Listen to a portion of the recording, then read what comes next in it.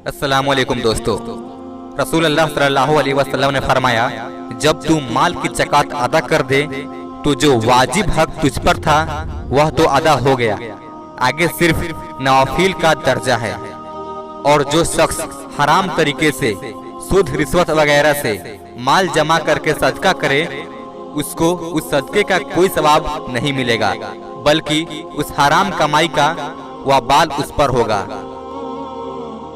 रसूल अल्लाह सल्लल्लाहु अलैहि वसल्लम ने फरमाया, रोजी को दूर न समझो, क्योंकि कोई आदमी उस वक्त तक नहीं मर सकता जब तक कि जो रोजी उसके मुकद्दर में लिख दी गई हो वह उसको न मिल जाए।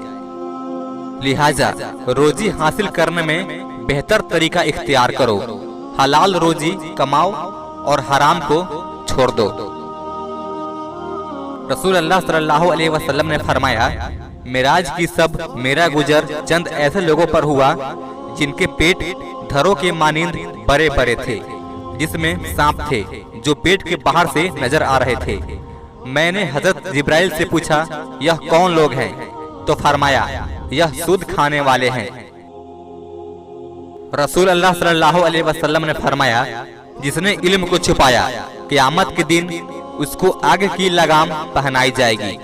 अल्लाह ताला से दुआ है कि हम लोगों को नेक अमल करने की तौफीक अता फरमाए। आमीन।